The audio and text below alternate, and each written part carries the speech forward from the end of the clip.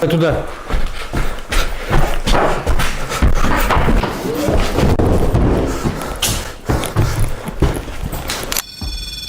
Can you step away from it? Make it stop.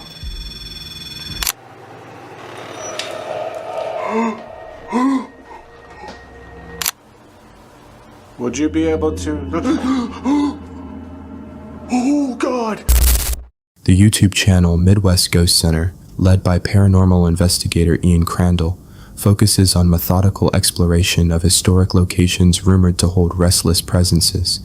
The channel blends careful observation with a patient, restrained approach, documenting eerie encounters and unexplainable phenomena in buildings often left to time and decay. On November 29, 2024, Ian arrived at the historic Argo Hotel, a landmark long rumored to be haunted. With the doors closed to other guests, he prepared to document whatever remained within a place whose history is layered with mystery, faded grandeur, and whispered tales of those who never truly left. I mean, if I was a spirit, this would be the perfect place to haunt.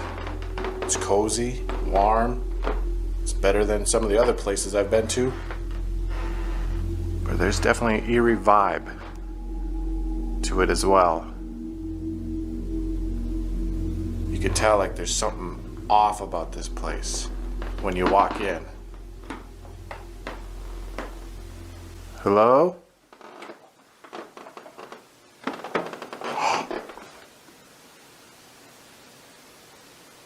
What the heck was that? I swear to God, it out of the corner of my eye, I saw something. It looked like it was glowing. It was right over here.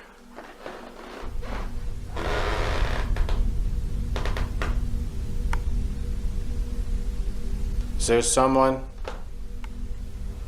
over here? I mean, it could have been my eyes playing tricks on me. It's definitely possible. The hotel greets him with a peculiar warmth, beautiful yet rehearsed. Chandeliers cast amber light over velvet and polished wood, while Ian's voice, betraying subtle nerves, echoes back from the walls. Each hallway seems to narrow around him, as if listening, testing whether he is worthy of noticing its secrets.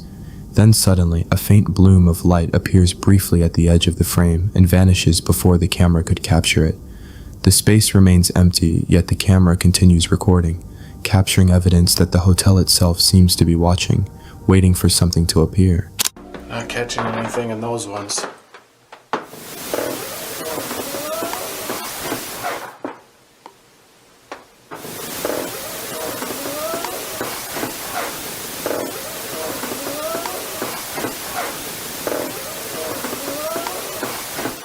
That sounded like a lady's voice, right there. I swear to God, I just heard that right behind me. Alice, is that you? She's that ghostly woman that they see wandering around.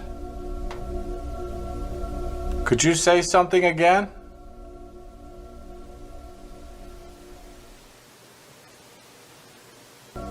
Alice, was that you I just heard?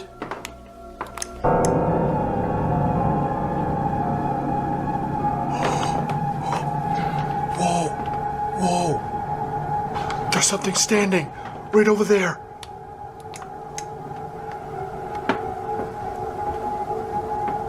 It was right behind that couch.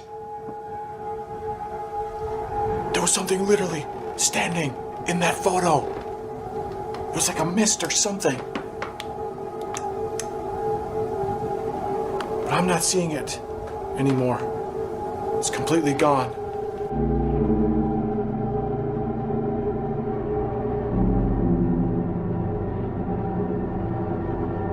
Okay, Alice. I think I see you over there. As Ian moves through the corridors, the flash catches a pale presence at the far end, and within seconds the figure retreats into shadow. Along with the shadow, a feminine sound follows, too clean to belong to creaking floorboards. The camera turns, capturing only empty furniture, arranged for visitors who never arrived. The space feels alive in its stillness, guarding its secrets between wall and mirror, offering the investigators glimpses without ever fully revealing itself. Okay, never mind. It's over here. I'm almost certain it's coming from this door, room 6. This is said to be one of the most haunted rooms. If you're in there, could you make a sound through that door? See what happens if I knock on it.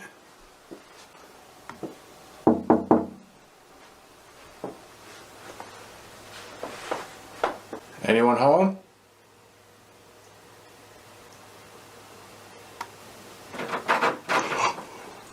Whoa. No freaking way. Dude, that doorknob, it just freaking jiggled. Oh my god. This freaking thing, it just freaking jiggled all by itself.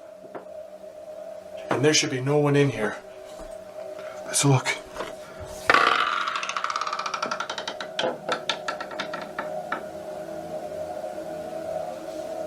Hello? Who just moved this doorknob? Was that you?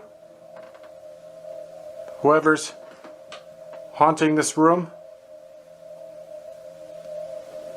The stillness of the corridor was interrupted by a subtle movement of the handle door, which began to tremble slightly before shifting on its own. The moment felt less like coincidence and more like a response. When the door finally settles, the silence that follows becomes just as significant as the movement itself. Inside the room, the atmosphere felt even noticeably heavier, carrying the faint scent of dust and aging pipes. Nothing visibly moves, yet the environment gives the impression that Ian has stepped into a space where something unseen has already acknowledged his presence. Okay, I just heard something over by one of these chairs, one of these bar stools.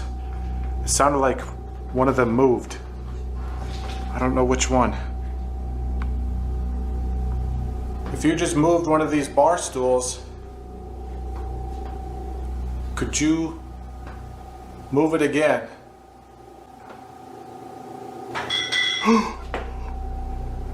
Whoa.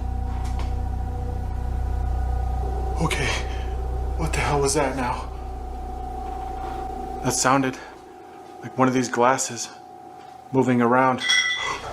Whoa. Okay, this is getting crazy. I'm hearing noises all around me.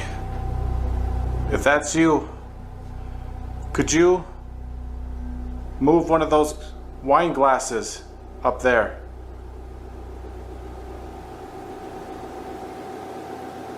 Could you tell me who you are?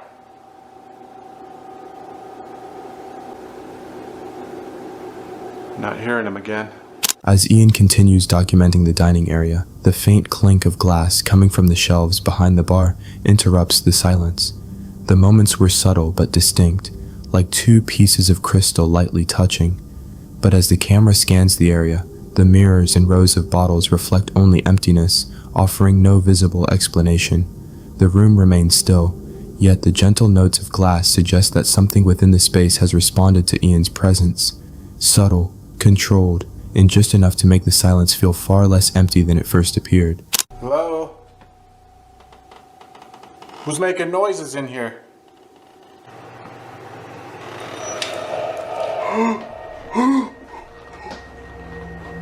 No way! No way, that just moved! Did I really just see that? No way. No way. Dude, this glass just slid across the freaking table. Literally before my eyes.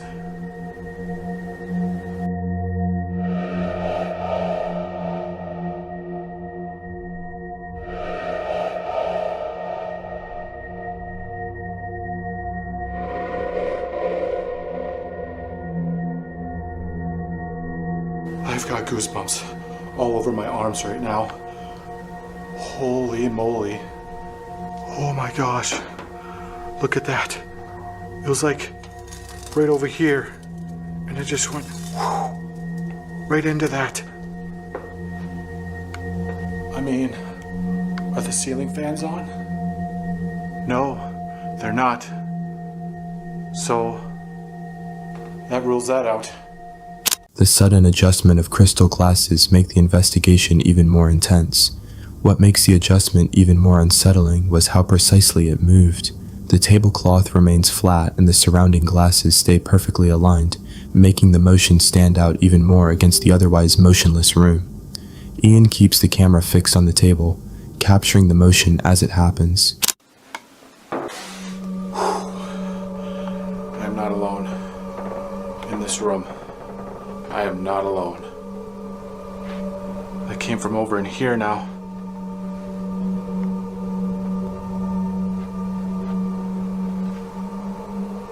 It sounded like the bed. The bed moving.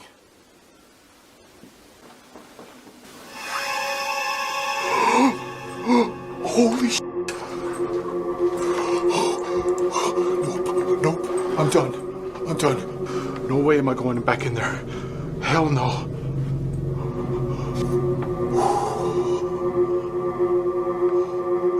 I am literally desperately fighting not to scream right now. That whole freaking bedding, it just unraveled all on its own.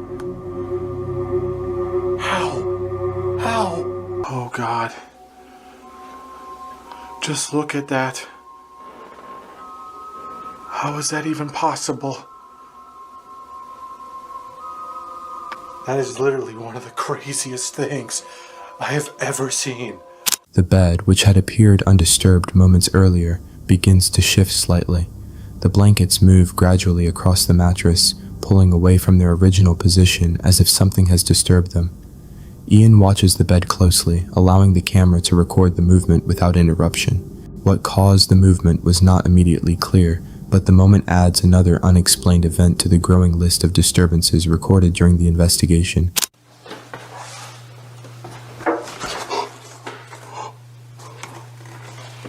Oh, jeez. That came from this corner. Oh, God. Those are some freaky dolls. Did you just make that noise? It definitely came from over here.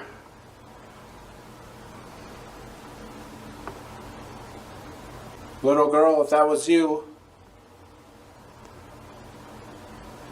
would you be able to... Oh, God! Alright, that's it. That's it. That doll just turned and looked at me, and I am done.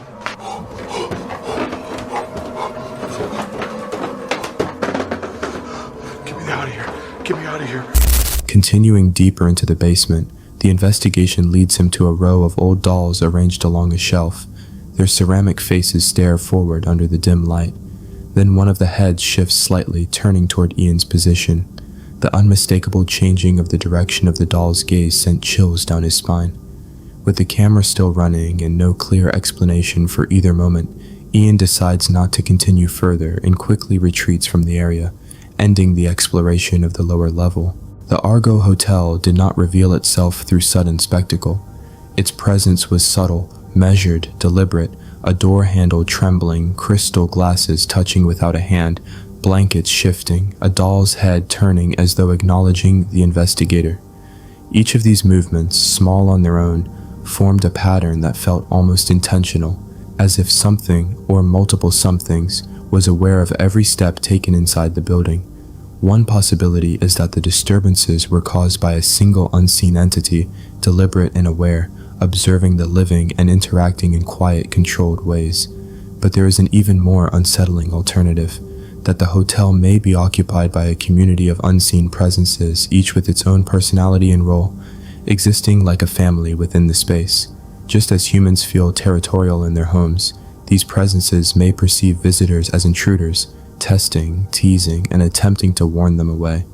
The trembling door, the shifting glasses, the moving doll could all be gestures from unseen residents communicating, asserting boundaries, or expressing collective curiosity and caution.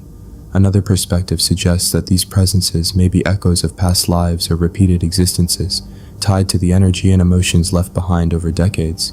Each subtle movement, the blanket sliding, the doll's gaze, the faint clinking of glass, could represent fragments of those lives, replaying selectively when a living observer steps into their world. The hotel may be more than a building. It could be a living repository of consciousness, holding layers of memory that occasionally interact with the present.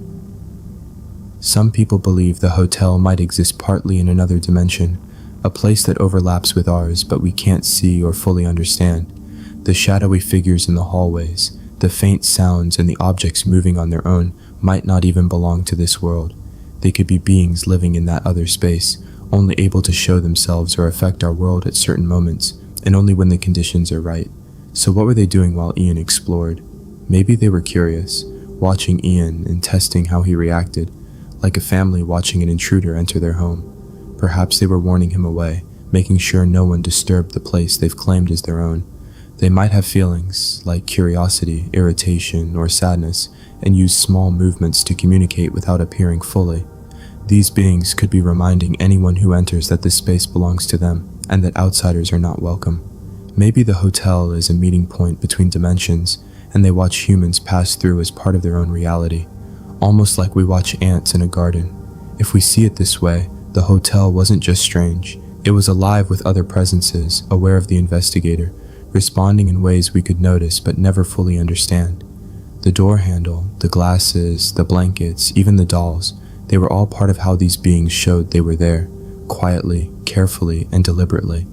When Ian left, everything went silent.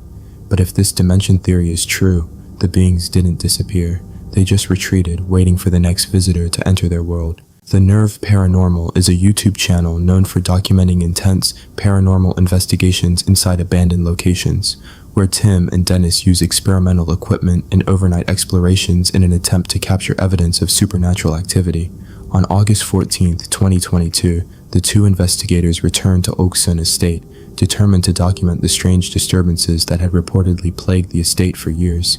Despite its decay, the building had developed a dark reputation among local explorers, many claiming that unexplained noises and unsettling events continued to occur inside long after the last residents had disappeared.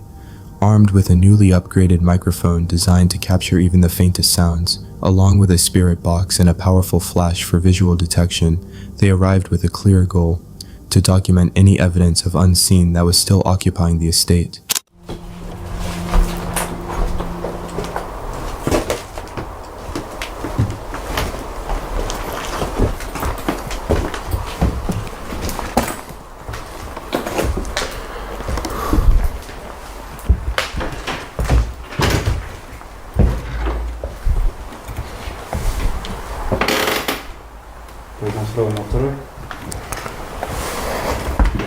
Мы последний раз внизу связывались.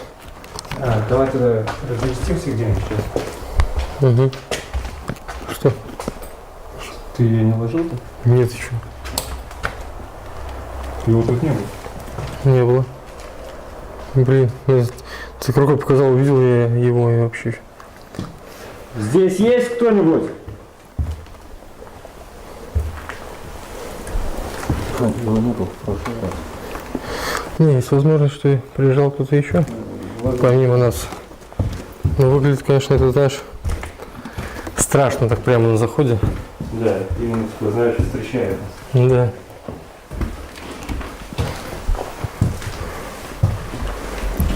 Реально жутко, мне даже мурашки пробежали. Да, ты мне показал, знаешь, я сначала левым зрением, знаешь, вижу вот это, левым. И, когда поворачиваешь голову, и на тебя это лицо как бы, это очень страшно. Almost immediately, something unusual catches their attention when the beam of the flashlight reveals a worn teddy bear lying motionless on the stairway, its faded fabric covered in dust. The discovery sends a chill through the air. In abandoned places, objects like this often carry an unsettling implication. Has someone placed it there? Whether recently or long ago remained unclear, but the eerie welcome suggested that the night might unfold in ways neither investigator expected. Решили применить наш новый спиритбокс, дабы узнать, есть ли здесь паранормальная сущность, выйдет ли она с нами на связь. И также мы применим вспышку фотоаппарата, чтобы увидеть, если здесь есть сущность, чтобы увидеть ее визуально. В общем, если все это у нас не получится, и с нами никто не выйдет на контакт, мы будем применять наш свисток смерти. Пробуем? Давай.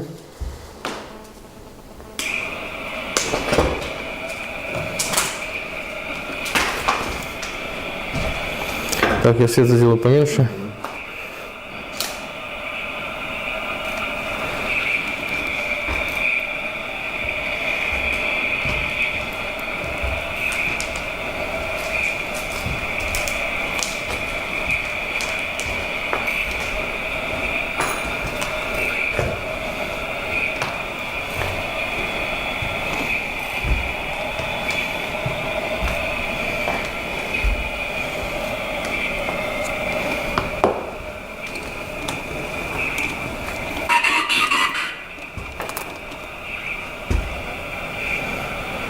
Кто ты? They plan to begin communication attempts using the spirit box, a device that rapidly scans radio frequencies in hopes that something from beyond might use the signals to form words. At first, the room remains silent. Then suddenly, a loud burst of distorted sound erupts from the spirit box, sharp enough to make both investigators freeze. Unsure whether it is random static or a genuine response, Tim and Dennis exchange glances before deciding to continue the session, pushing further in an attempt to draw a clearer reply.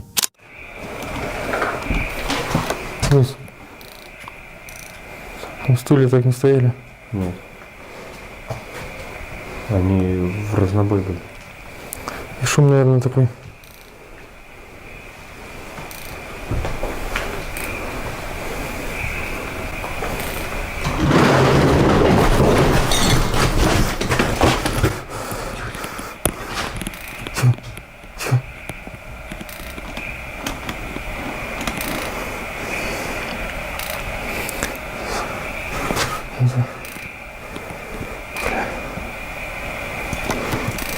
Что это было, блин?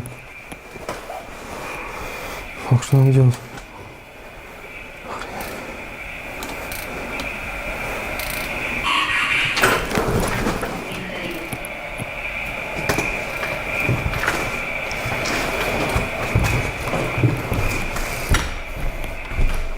As the session continues, something inside the room shifts.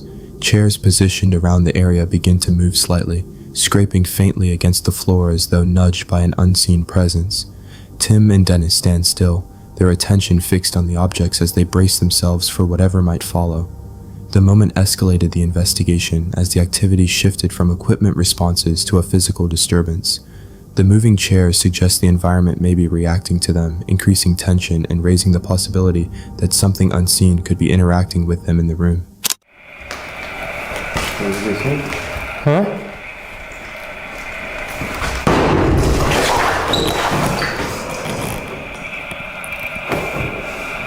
Надо уходить, блин.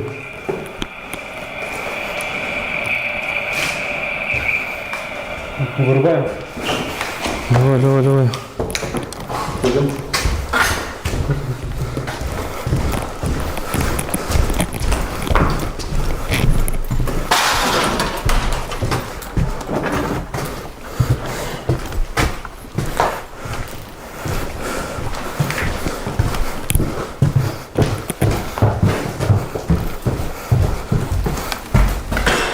Тихо, тихо.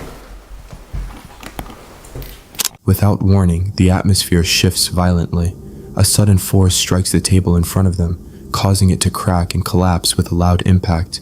The noise echoes through the room, sending both investigators backward in shock. Whatever had been lingering inside the building was no longer remaining subtle. Their presence had clearly stirred something that neither their cameras nor their own eyes could see. As the unease in the room continued to grow, they decided it was time to leave. Yet the night still had one final turn waiting for them. Смотри.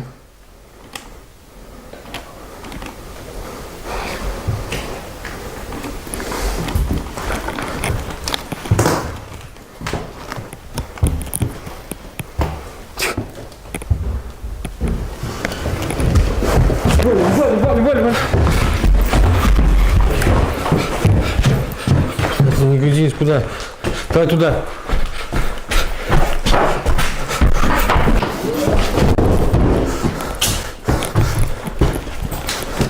Давай сюда. Бля, куда, Денис? Подожди, тут. Блядь, тут.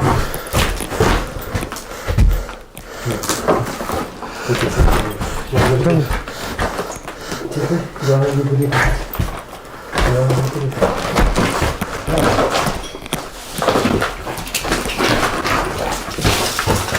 Возьми камеру. Ща.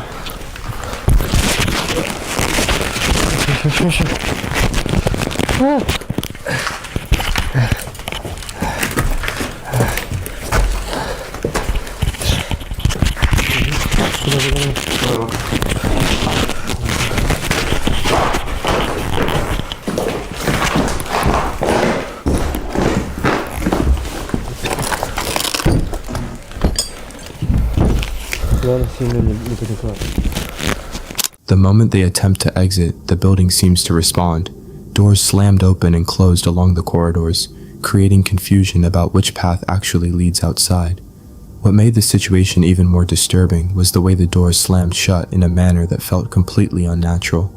There were no visible signs of wind, drafts, or external forces that could explain the sudden movement. This makes the disturbance feel deliberate, increasing the sense that the environment was reacting to Tim and Dennis. The chaotic movement traps them within the structure longer than expected, forcing them to quickly reconsider their escape route. With limited options left, they head toward the staircase leading to the roof, hoping to find a way down from above.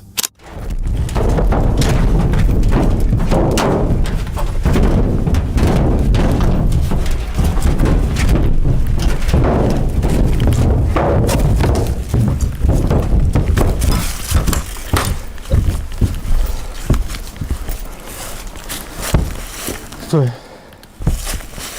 Я так подумал, может он этого и хочет.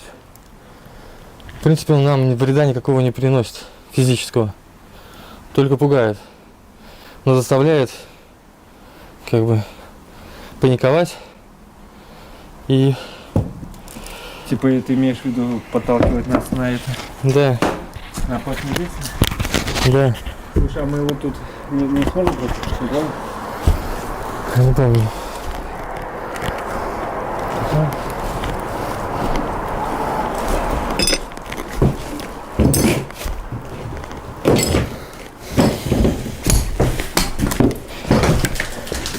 Мы тебя не боимся. Standing on the rooftop, they quickly realize the drop below is far too dangerous to attempt. Panic begins to creep in as the reality of their situation settles over them. But in that tense moment, Tim reaches a disturbing realization. Whatever presence might exist inside the estate may not be able to harm them directly, but it could manipulate fear, pushing them toward reckless decisions that could lead to injury or worse. Rather than allowing fear to control their actions, they make the difficult decision to return inside the building and carefully find another path out.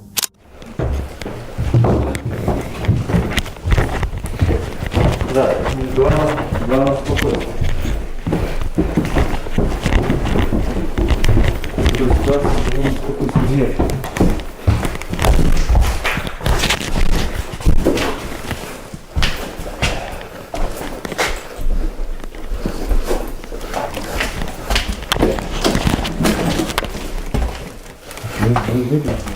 Это же окно было, мы вылазили с ним.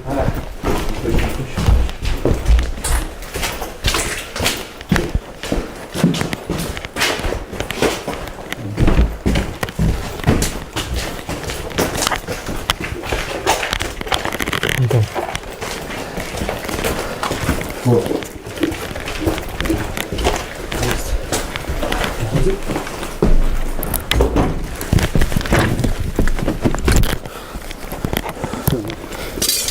Включайся, давай. Сейчас выберем туалет. When Tim and Dennis finally stepped away from the property, the manor slowly faded back into darkness, its broken windows staring silently into the night. The violent disturbances that had filled the halls only moments earlier were gone, replaced by an unnatural stillness. as if the building had simply returned to sleep after forcing its unwanted visitors away. For the investigators, the events inside the Okason estate felt far too deliberate to dismiss as coincidence. Chairs shifted without anyone touching them. A table collapsed with sudden force. Doors slammed shut as though something inside the structure was actively preventing their escape. Each moment carried the same unsettling implication that something unseen had been watching them from within the decaying halls. Across many cultures and traditional beliefs, abandoned places like this are often said to attract unseen presences. When buildings are left empty for years, silence and darkness take over, creating spaces where stories of spirits and lingering entities begin to grow. Some believe these presences may simply observe the living, while others believe they can react, sometimes with curiosity, sometimes with anger, and sometimes with something that resembles the same emotions we feel. If that is true, then whatever remained inside the Okason estate may not have been mindless or random.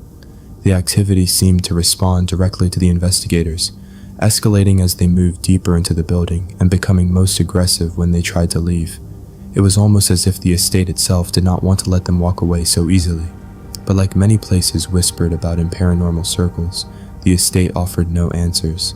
It revealed no identity and no explanation for the force that seemed to move through its halls that night. All it left behind was a chilling reminder that some locations may hold more than just memories of the past.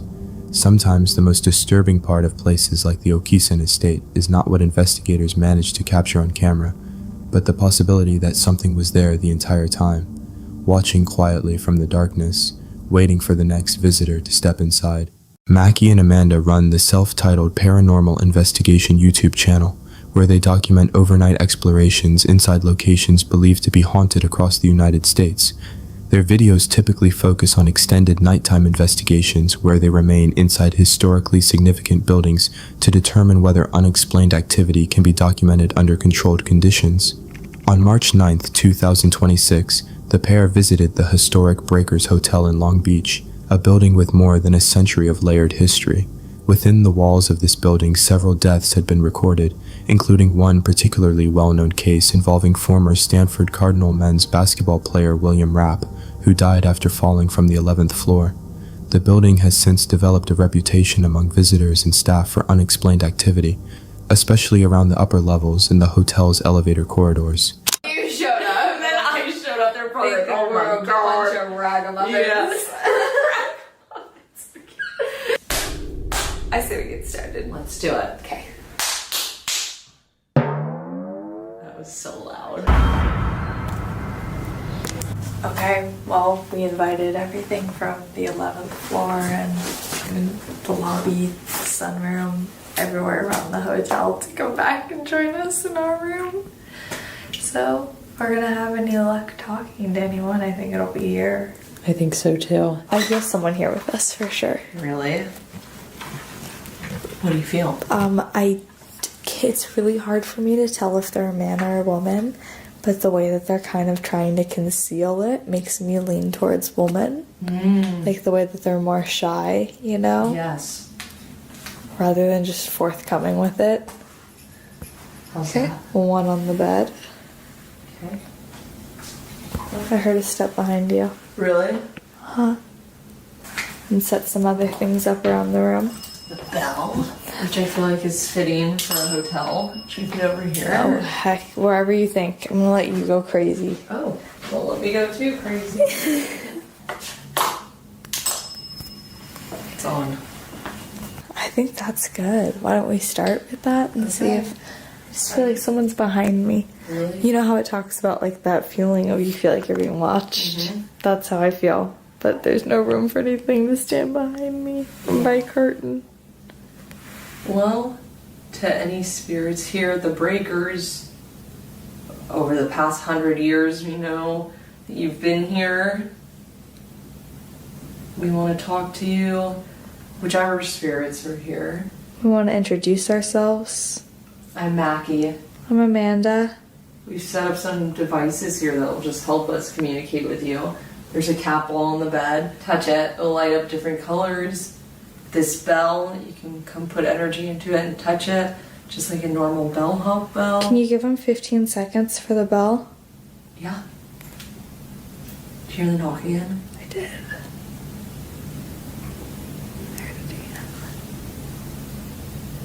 Did you whisper? I did. I said I heard it again. Maybe we should put this over there then. Okay. Let's do it.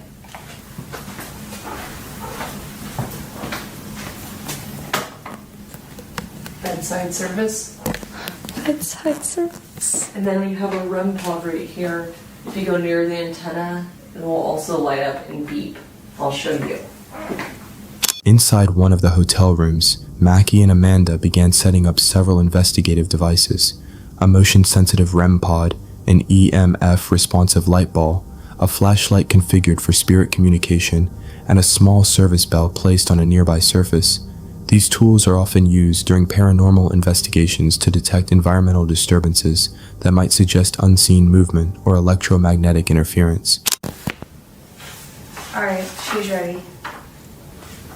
Me? No, she is Oh. already. Are you ready? I'm ready. Okay. She's a very organized thinker. Like, more organized than I am, which is so weird because I felt like been Oh, able to flashlight. tap into someone the way that I am right now with her. Uh-huh. I'm just gonna- Oh, knock behind me.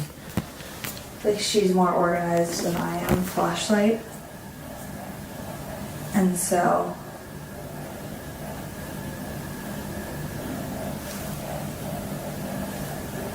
she was a guest of the hotel.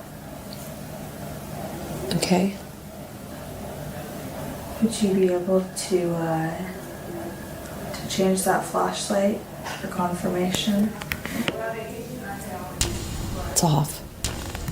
It's back on. It's All off. the way off, thank you. It's back on. Oh. Whoa. Could you turn it back on, please? Thank you.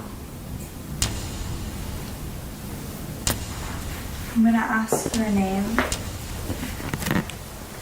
Are you able to turn it on when I get to your name? Turn it off, please. And I'll start asking. Not long after the questions began, the flashlight unexpectedly switched off on its own. When asked to turn back on again, the light responded almost immediately. The interaction repeated several times, creating a pattern that appeared to follow direct requests. The flashlight did not flicker randomly. It reacted moments after specific questions were asked, as though something unseen in the room was attempting to answer. As the session progressed, the atmosphere grew more intense, prompting Mackie and Amanda to cautiously try to identify the presence they believed was communicating with them. I'm guessing that's sarcasm. Because it is. It's on blue. It's on blue. That's great.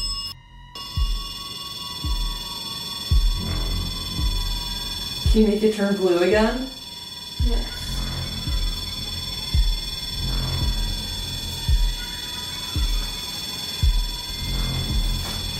Just get closer to the antenna. Hold it. Just get it up to blue how you had it at first. The green is also good too. No.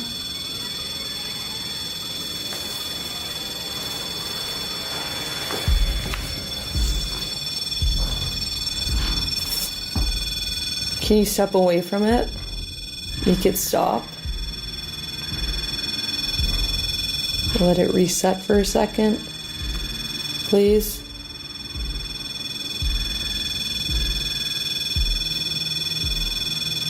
Give you 5 seconds to make it stop, or I'm going to have to reset it. What?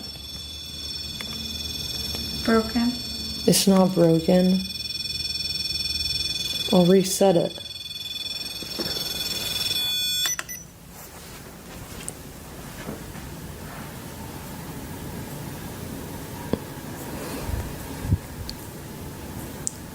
That was really good. Was that you, Bill, or William?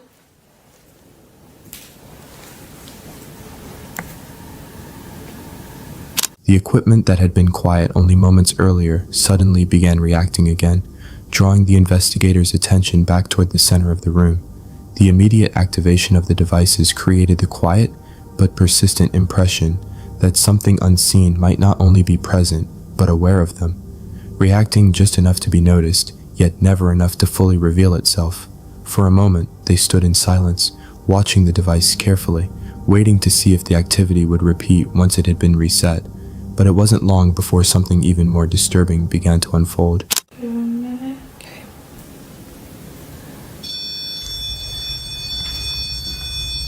Whoa. None of the colors are lighting up. What? I've never seen that before. Can you... Whoa. Something just tugged the back of my jacket. How is it doing that?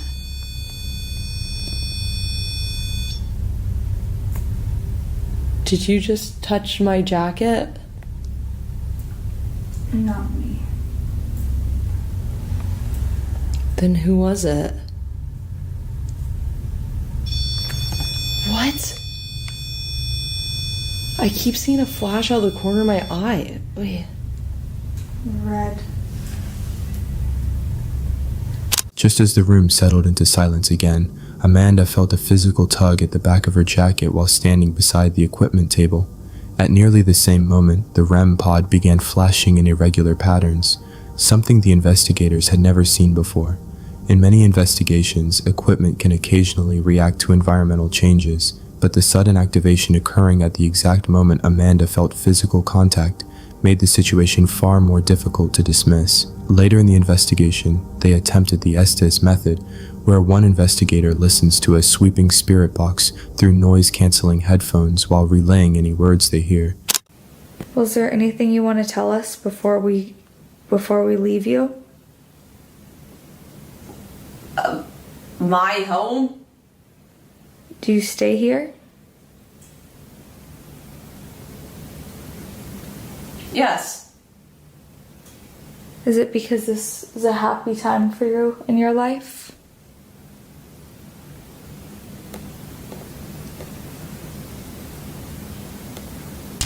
Go Rams, maybe? Or do you stay here because you died tragically and suddenly? Uh-huh. Oh, I'm so sorry. What's your name before we go? Well, hello. Hello. Can you tell us your name before we go? I'm thankful. Hi. I'm thankful that we were able to talk tonight. During this session, several unsettling phrases emerged through the responses, including references to the room itself and the building. Whether these responses were genuine communication or simply random radio fragments remained uncertain, but the timing of several phrases appeared to align with questions being asked in the room, and it may also be impossible to determine whether the words carried any real meaning, but the pattern of the responses left the investigators with the uneasy sense that something in the room might have been listening. By the time the investigation came to a close, Mackie and Amanda had witnessed a series of unnerving events that seemed to follow an almost deliberate rhythm: flashes of light from the equipment, the sudden tug of unseen hands, and faint murmurs that rose only when questions were asked. Every response appeared calculated, yet no physical source could be identified, and the hotel's empty corridors revealed nothing to explain the activity. As the pair stepped away from the room, a heavy stillness settled over the Breakers Hotel, but the sense of presence lingered. Who or what had been moving through the space? Why had the responses aligned so precisely with their questions? And why did the moment of silence feel almost intentional, as though whatever had been there was observing them, waiting for the right instant to vanish? Mackie and Amanda left the investigation with only fragments of answers, while the larger story remained unresolved. Within the aging walls of the hotel, along its quiet corridors and behind closed doors, the presence that had briefly revealed itself never fully stepped into view. Whatever had responded during the investigation slipped back into silence, leaving behind the lingering sense that something unseen had been there all along. Ghosts on Trent is a YouTube channel run by Mark Stockton, a British creator who explores abandoned buildings and places believed to be haunted around the United Kingdom. In his videos, he spends nights inside these locations and uses tools like audio recorders, spirit apps, and cameras to see if anything unusual happens. On August 11th, 2025, Mark returned to an abandoned farmhouse in the countryside after strange activity had been recorded there during an earlier investigation with the Ouija Brothers team. Wanting a fresh opinion, Mark brought along another investigator named Paul to investigate the farmhouse again and see if the same strange events would happen a second time. Attic. You go up there then, mate. Yeah, well, maybe man, look, I'll go through. Just be careful of that floorboard, man. What the fuck was that? Do we hear that?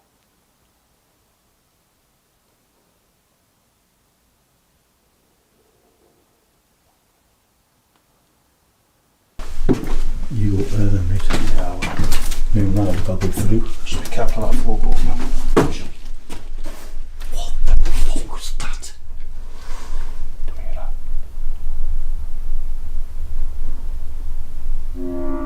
There's one more place we need to check. Attic. You go up there then. Yeah, well, maybe man, I'll go through. Just be careful of that floorboard, man. What the fuck was that? Do we hear that? Was it brakes outside on the road? No, it was he. He went, ooh. I'm getting cold here, mate. I'm getting goosebumps, man. Yeah, that was really loud. That was brilliant. Thank you so much. If that's the only way you can communicate with us, we really do appreciate it. Not long after entering the empty farmhouse, the atmosphere shifted abruptly. While checking the upper floor, a sudden unsettling sound echoed through the structure, faint yet enough to freeze them both in place. The noise resembled a woman's moan with no clear explanation for what had just broken the silence of the building. Yet despite the unease, they continued searching for answers to questions they may have never wanted to ask. When I first came here, it happened somewhere else in the house. That's what makes you... No.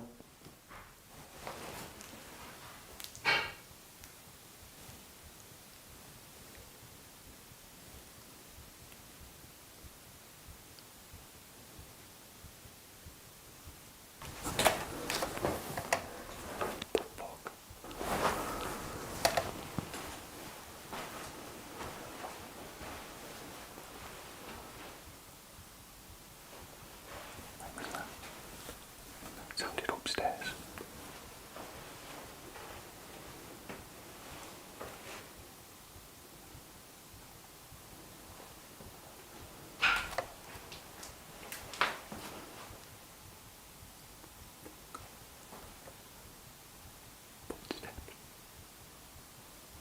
What the fuck?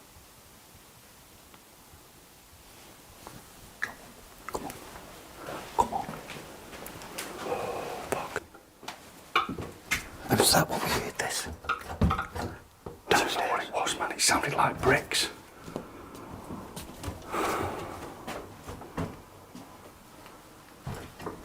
Stay still. Stay still. Well, let's just... Fuck. Let's take 5 1 minute, man.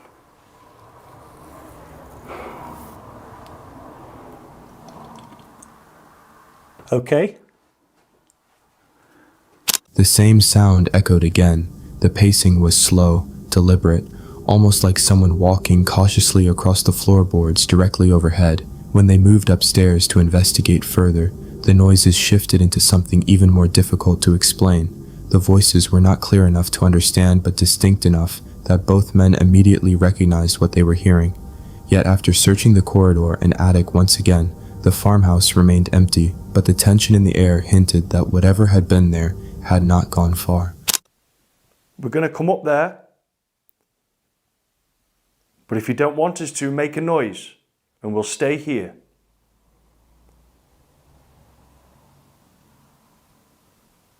If that's what you want, we can make that happen. What the fuck? What the fuck? Did you hear that? That was loud as fuck. My God. We're going to come up there. If you don't want us to, make a noise and we'll stay here.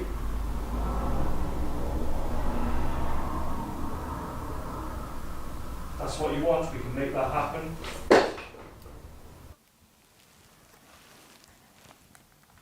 Mate,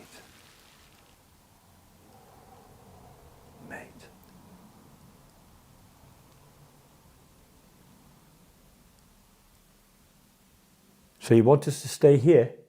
Hate. Do you hate people being here?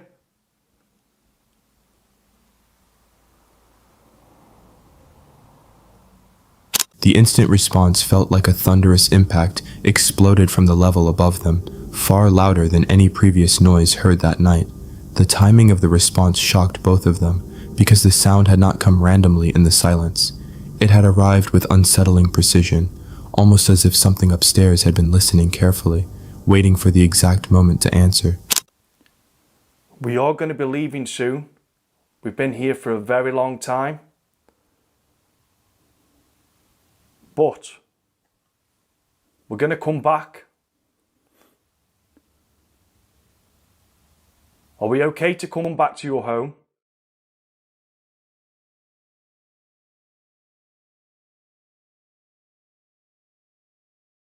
If you don't want us to come back here, make a noise. Use your voice.